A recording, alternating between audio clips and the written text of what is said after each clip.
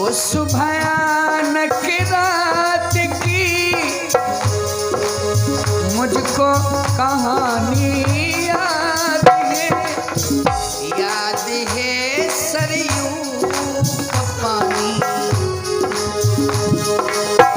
याद है सरसब्द भेदी सरयू का पानी, याद है।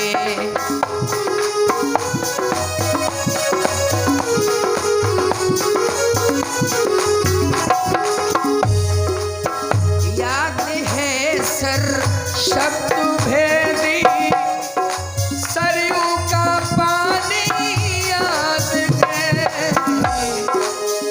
याद है सर शब्द भेदी सरयू का पानी, याद है।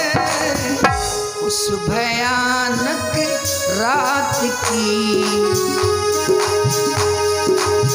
उस भयानक रात की मुझको कहानी याद है।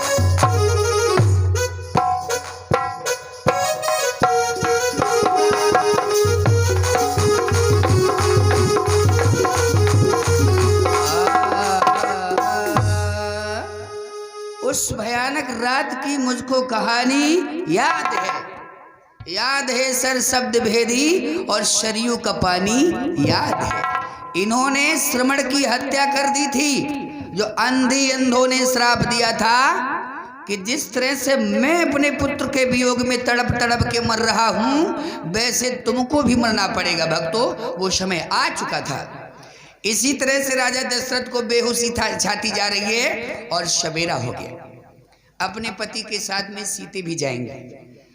तो सुमित्रा मैया सोचने लगी कि कौशल्या अपने लड़के की बात कर रही और कैकेयी अपने लड़के की बात कर रही, और सुमित्रा मैया के दो ही लड़का, उनके लड़कन की कोई नहीं बातें कर रही। तो सुमित्रा मैया ने सोचो तो लक्ष्मण से कहने लगी, लाला तुम राम के पीछे हो ले, और शत्रुघ्न से कहने लगी कि तुम भरत के पीछे हो ले। तो कम से कम मतलब न राजा बने तो कम से कम मुख्यमंत्री बन जाइयो तो जिंदगी कट रहे। आओ का देख ले बेचारी सुमित्रा मैया कितनी सीधी है, लड़ाई झगड़ा ना हो तो ज्यादा बढ़िया बात है।